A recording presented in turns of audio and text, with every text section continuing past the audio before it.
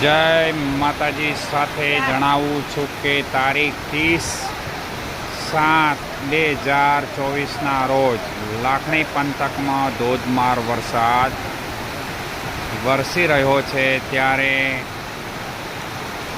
નીચાણવાળી વિસ્તારમાં જે આવેલી દુકાનો છે એ દુકાનોને શટર પાણી અડવા લાગ્યા છે.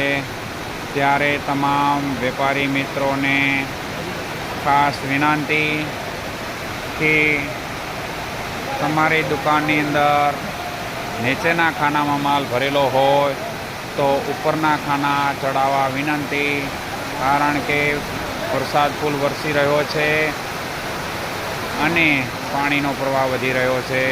તો ક્યારે પાણી ક્યાં પૂગે એનું કોઈ નક્કી રહેશે નહીં.